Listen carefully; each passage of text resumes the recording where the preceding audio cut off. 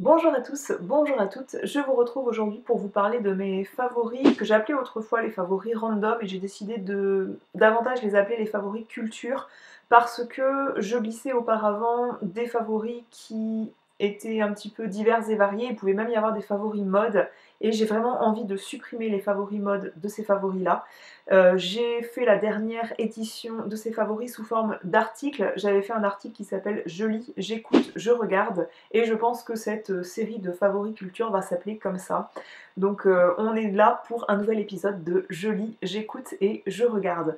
Donc je peux lire des livres, des bandes dessinées, des articles, je peux écouter des conférences, des podcasts, des vidéos YouTube, des films et regarder également. Donc quand je dis je regarder, ça peut être une exposition, ça peut être une visite d'un lieu, ça peut être une série, un film, plein de choses de ce type. Ça peut être également des choses qui sont également papier, ça peut être des albums d'images, des albums photos, pourquoi pas des choses comme ça. Voilà ce que je veux à peu près englober dans cette série de vidéos. Donc, nouvelle édition aujourd'hui, je voulais vous parler des livres. Donc, le premier livre, c'est un livre que je suis en train de lire et que j'ai juste démarré. Mon amoureux l'a lu avant moi parce que je lui ai offert l'ouvrage. Donc, c'est le livre Se taire de Mazarine Pinjot. Je vous en ai parlé très rapidement sur Instagram comme un livre qui est vraiment très très bien écrit. Je vais vous lire le résumé. Avec pour seule expérience ses 20 ans et son talent de photographe, Mathilde est envoyée par un grand magazine chez une sommité du monde politique, récemment couronnée du prix Nobel de la paix. Quand l'homme à la stature et à la personnalité imposante s'approche d'elle avec de toute autre intention que celle de poser devant son appareil, Mathilde est tétanisée, incapable de réagir. Des années plus tard, une nouvelle épreuve la renvoie à cet épisode de son passé exigeant d'elle qu'elle apprenne une fois pour toutes à dire non. Donc ce livre, il traite d'un sujet dont on parle beaucoup aujourd'hui, le viol en fait. Ça parle de ce sujet-là et ça parle du silence et de la violence qui entoure toutes les victimes de viol.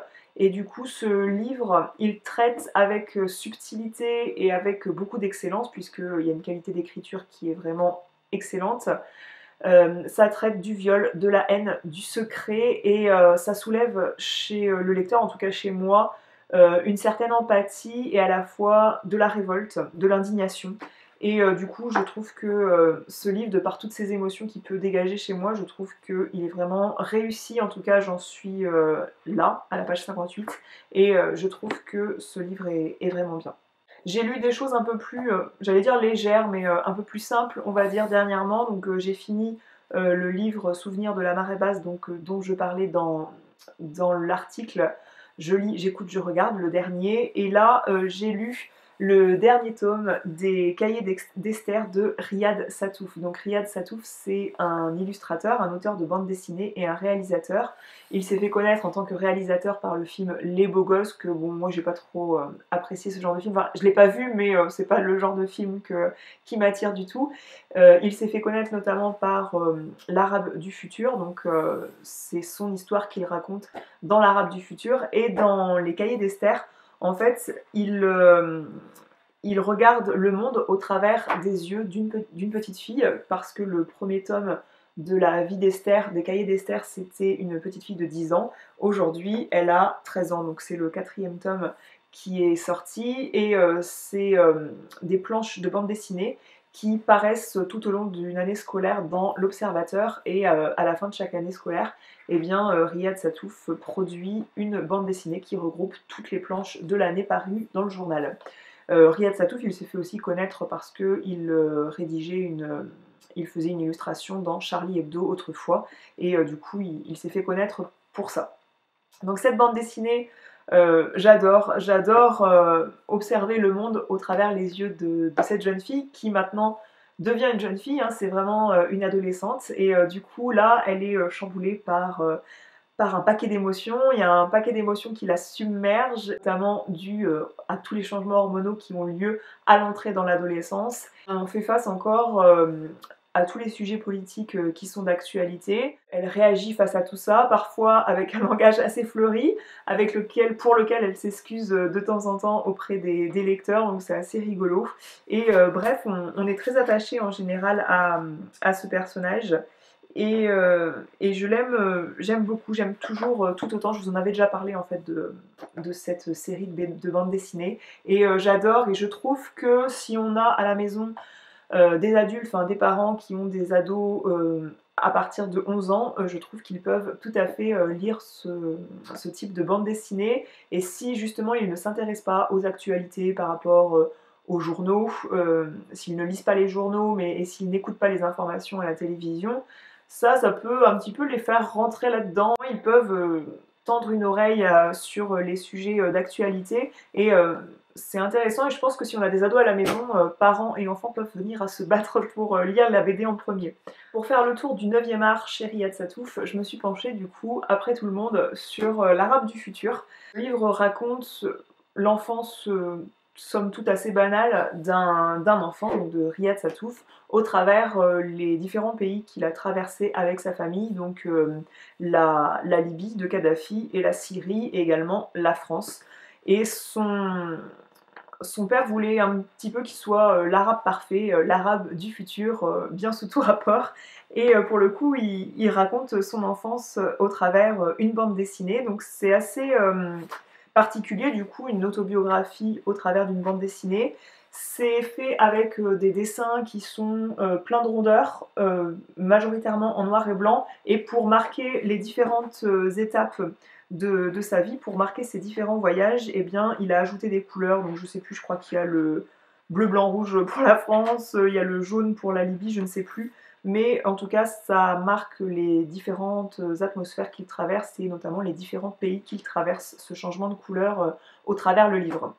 J'ai envie de dire que le récit est de très bonne qualité, et c'est pas toujours le cas en fait quand on lit une bande dessinée, mais là je trouve que le récit est de très bonne qualité. Finalement, si vous avez aimé Les Cahiers d'Esther, c'est un peu dans la même veine, parce que on observe encore une fois le monde, et c'est presque jubilatoire là d'observer le monde à travers le regard de cet enfant attachant qui est Riyad Sattouf, et qui est décrit tout au long de l'histoire. Et encore une fois, ce petit garçon, il a un regard assez décalé sur le monde, puisque c'est un petit garçon, et il est face à plein de choses qu'il dépasse. Il y a même certains comportements qu'on a du mal à comprendre.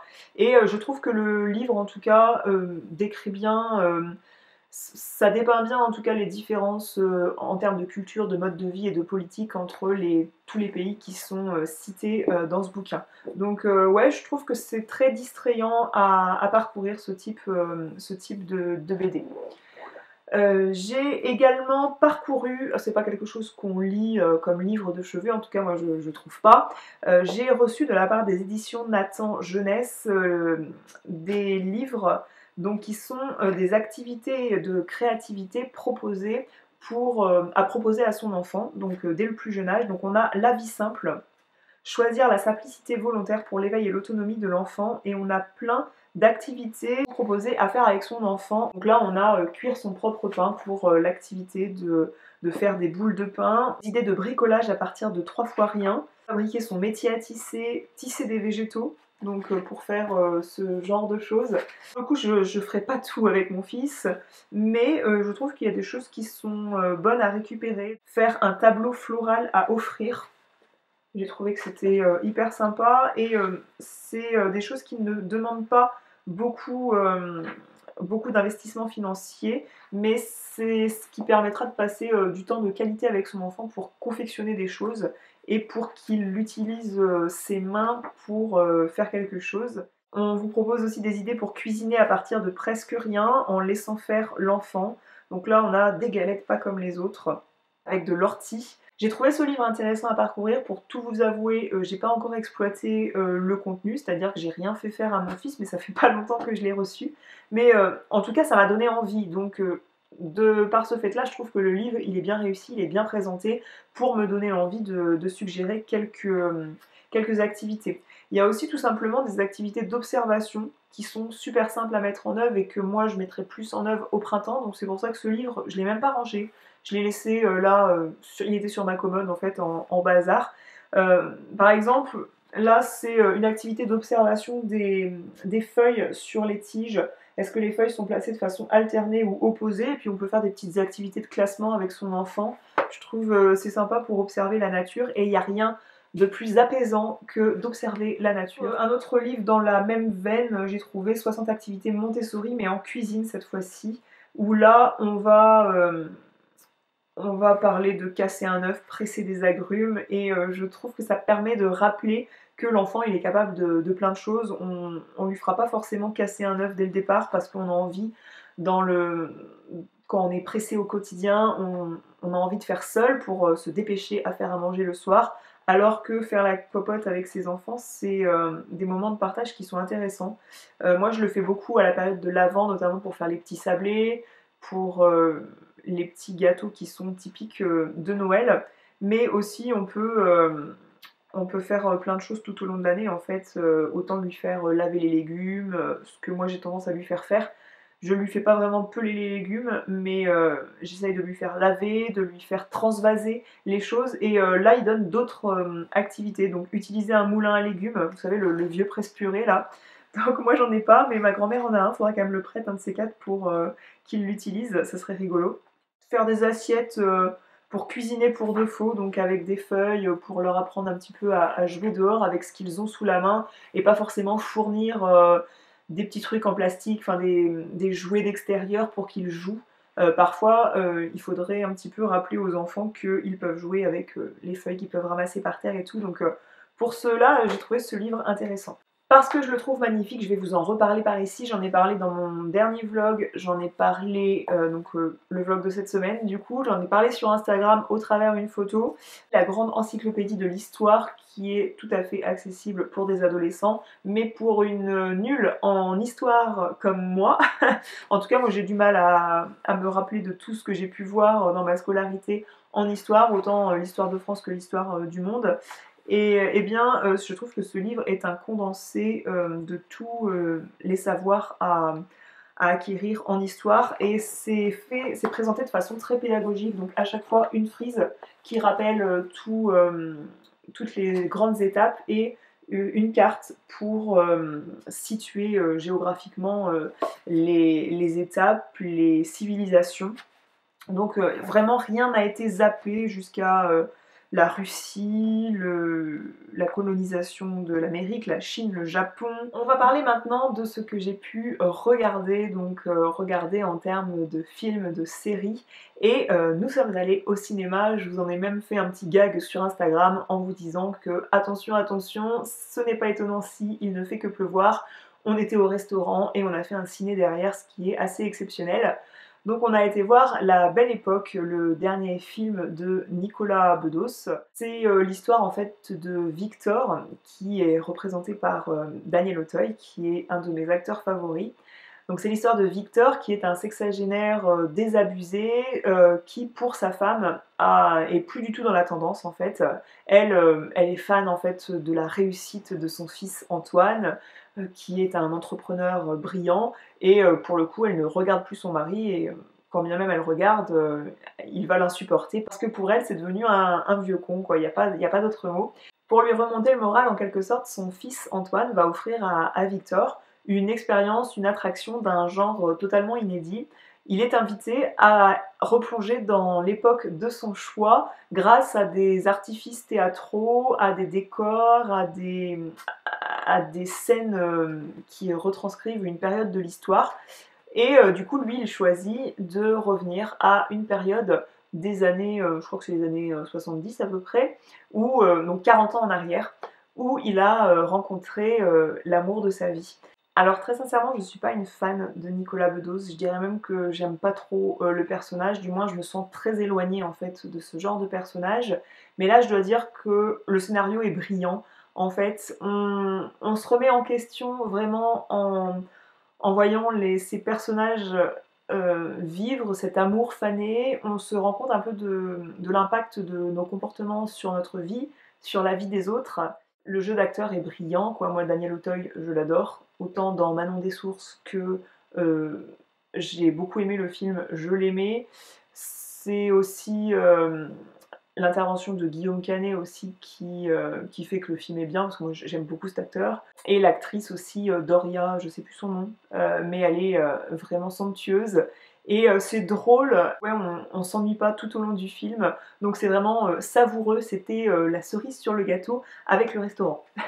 Sur Netflix, j'ai regardé la série Atypical qui raconte l'histoire en fait de Sam, qui est un jeune autiste de 18 ans, qui est en quête d'amour et d'indépendance. Donc il suit une thérapie et on va observer son cheminement pour cette quête d'amour et d'indépendance et l'impact de ce cheminement en fait sur les membres de sa famille.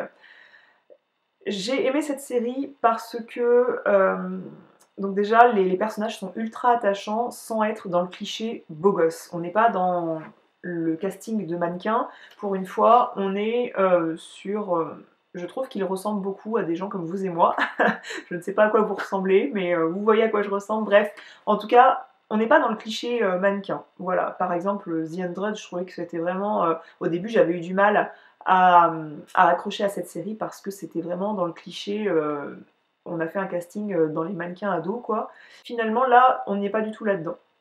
Alors, je tiens à prendre mes réserves en décrivant cette série parce que je peux imaginer, je sais pas si je peux imaginer, mais j'essaye d'imaginer que quelqu'un qui a un enfant autiste à la maison et qui regarde cette série, elle va pas forcément passer du rire aux larmes comme moi j'ai pu passer devant cette série, elle va pas forcément passer un aussi bon moment, mais pour autant je pense qu'on peut apprécier qu'on parle de l'autisme déjà, bien qu'on soit pas sur un autiste sévère, je pense, même si j'y connais rien, mais en tout cas je peux imaginer que moi les situations où j'ai ri de ce personnage attachant, je suis consciente qu'on peut rire de tout, mais pas avec tout le monde. Donc, si on a un autiste à la maison et voir un autiste sévère, je peux concevoir que la série ne soit pas facilement regardable. Mais je pense que bien sûr qu'il y a des gros clichés sur l'autisme, à mon avis, dans cette série, mais ça reflète bien, à mon avis, le quotidien d'une famille avec un enfant en situation de handicap et l'impact en fait de ce handicap sur toute la famille parce que j'ai souvent entendu dire que la difficulté c'est pas seulement d'être handicapé, mais d'être le frère ou la sœur d'un enfant en situation de handicap, et bien c'est pas facile de trouver sa place dans une famille où tout va tourner autour de cet enfant en situation de handicap. Et là, c'est vraiment ce qui est décrit. Et je pense que de ce fait-là, ça a été bien représenté. On a aussi la maman que j'aime pas trop. Je la trouve super énervante, en fait, cette femme. J'aime pas l'actrice, en fait. Je pense que c'est vraiment fait exprès. Je pense qu'elle joue très bien son rôle. Mais elle est un petit peu agaçante, à mon goût. Et en tout cas, on a bien voilà, la vision de la maman qui s'est vraiment oubliée en fait. J'ai adoré voilà, passer du rire vraiment à l'émotion vraiment attendrie, et je trouve que l'amitié, les valeurs familiales, donc la fraternité notamment, parce que la relation avec sa sœur je la trouve vraiment belle, je trouve que l'amitié et la fraternité c'est vraiment hyper bien mis en valeur dans cette série. Ce que j'ai trouvé génial aussi dans cette série, c'est que ça nous fait nous remettre en question, même tous les membres de sa famille. Parfois, qu'est-ce que la normalité? Parce que parfois il a des réactions qui sont tellement sans filtre, ce qui est un peu la caractéristique des autistes, je crois. On se dit, mais c'est tellement brut de pomme, quoi, que ouais, c'est lui qui est normal en fait. Et voilà, on se remet un petit peu en question en se disant, waouh, c'est quoi la normalité finalement? J'ai adoré cette série, j'ai trouvé que c'était un petit bonbon. Les épisodes sont plus courts, je crois, que 45 minutes, les 45 minutes habituelles. Pour ce que je regarde, je voulais vous parler de papeterie parce que j'ai vraiment eu un coup de cœur sur les objets de papeterie que j'ai pu recevoir de la part de la marque Mr Wonderful. Je vous ai fait un concours il y a peu sur Instagram, et restez connectés sur mon compte Instagram parce que c'est fort probable que pour la période de l'Avent, il y ait un nouveau concours sur mon compte Instagram toujours. Donc je vous mets le nom de mon compte Instagram ici. J'adore en fait la papeterie, le design de cette papeterie qui est de couleur mint. Regardez-moi cet organisateur semainier qui donne vraiment envie de s'organiser. On est vraiment sur des choses qui sont très bien faites. J'adore le design de tous ces produits.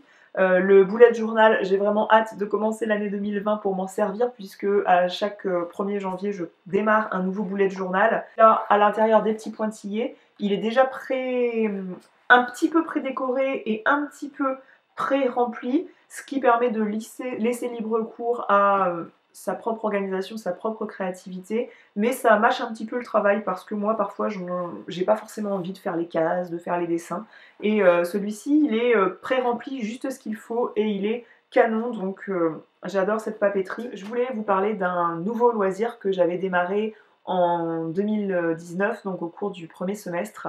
Il s'agit d'ateliers d'écriture. Si vous me suivez depuis longtemps sur le blog, j'ai déjà évoqué en fait mon amour de l'écriture, notamment parce que mon blog il est né pour ça, parce que au départ, en parlant seulement de beauté, j'avais envie d'écrire en fait. Ça permettait d'assouvir mon envie d'écrire. J'aimerais bien être capable d'écrire un livre. Alors, je dis pas que j'en suis pas capable, mais il faudrait que j'y consacre du temps parce que s'il y a bien une activité qui est chronophage, c'est l'écriture.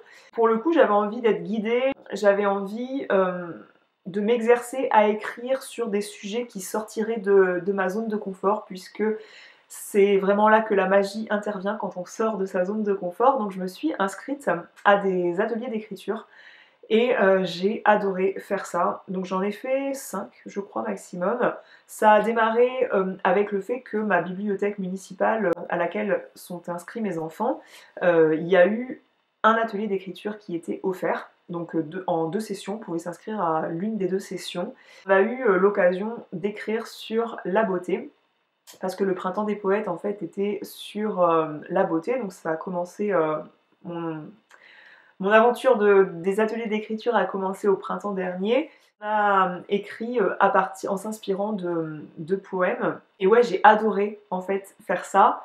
J'ai adoré écouter les écrits des autres. J'ai eu de la timidité et de la pudeur pour partager le mien, alors que j'écris plein de fois sur des sujets un peu intimes sur mon blog.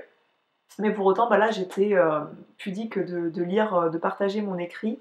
Mais j'ai adoré faire ça. Et donc, je le mets dans la partie j'écoute parce que, voilà, il y a une partie où on écoute les textes des autres et on est à l'écoute du texte d'inspiration, de l'œuvre proposée pour donner une proposition d'écriture. Et je vois si vous avez envie, si vous aimez écrire, et je pense qu'il y a beaucoup de Français qui aiment écrire, essayez de vous renseigner en fait autour de chez vous sur les ateliers d'écriture qui peuvent exister. À savoir que c'est une activité qui peut être proposée à des prix coûteux. Là, moi, c'était un des ateliers que j'avais trouvé à peu cher. Et malheureusement, là, pour 2020, j'en ai pas fait du tout depuis la rentrée de septembre, malheureusement. Mais j'ai des dates de prévues et je sais pas si ça sera au même tarif que ce que j'ai pu avoir. Mais j'ai adoré faire ça et ça permet de s'exercer sur des propositions d'écriture auxquelles on ne penserait pas, et je pense que ça peut donner un fil conducteur pour une idée de roman, pourquoi pas, donc voilà, j'adore faire ça. En lien avec cette envie d'écriture, comme j'en ai pas depuis le mois de septembre, je vous avais parlé de cette édition du magazine Psychologie Positive. Il y avait un hors-série spécial écriture créative. J'avais fait les exercices qui sont là-dedans, donc je vais plus tellement vous montrer le, le magazine, mais je sais que je l'ai revu en fait dans la partie journaux en fait de mon supermarché. Je l'ai vu encore, je pense que c'est un hors-série qui reste en fait dans les rayons. Donc si ça vous intéresse, il y a ce hors-série là. Voir pourquoi pas taper sur internet, peut-être qu'on peut acheter ce genre de trucs sur internet. Mais récemment, j'ai trouvé celui-ci dans la collection Respire. C'est mon journal créatif, donc ça parle de bien-être, de pleine conscience, de créativité et d'évasion. Donc j'ai commencé à le compléter, bien que je manque de temps cruellement. Mais il n'y a pas que des exercices d'écriture, puisque on parle aussi d'un projet artbook, découper et plier la page suivante pour fabriquer un petit artbook. On a quand même des travaux d'écriture, donc le pouvoir des paroles pour écrire des chansons, une inspiration musicale. Après, quelque part dans le monde, colorier cette scène. À présent, imaginez que vous êtes perdu au sein de ce paysage, quels mots vous viennent à l'esprit. Donc, encore plein de situations, plein de propositions qui nous font sortir des mots, des phrases, des histoires en tête qui ne viendraient pas si on n'avait pas ce genre de suggestions forcément. Donc ouais, j'adore ce genre de petits jeux. Dans la partie j'écoute de temps en temps mon fils chanter. On lui avait fait offrir à Noël ce micro qui est le micro iDance. iDance Party Mic. Et en fait, c'est un micro qui amplifie la voix mais de façon raisonnable. Power off. Je vais arrêter ça. Et ce qui est intéressant aussi, c'est que l'enfant, en grandissant, s'il veut, il peut faire passer en Bluetooth de la musique sur ce micro et ça fait une petite enceinte. Donc à l'heure d'aujourd'hui, il chante des choses genre Petit Papa Noël et l'araignée gypsy qui monte à la gouttière dans ce micro, mais vraiment quelque chose qui l'amuse.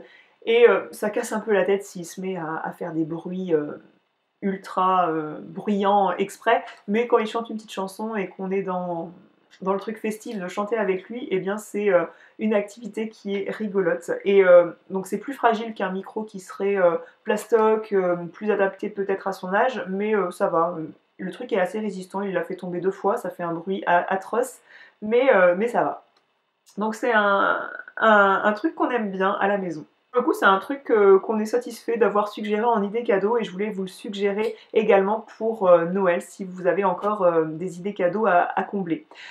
J'espère que cette vidéo vous aura plu, ça vous suggère encore une fois des idées cadeaux pour Noël. Je vous retrouve dans la zone de commentaires si vous avez des questions. N'hésitez pas à partager vos lectures, vos séries, les films que vous avez vus en commentaire sous cette vidéo. Moi je vais aller vous lire très vite et je vous dis à très bientôt pour une autre vidéo. Ciao!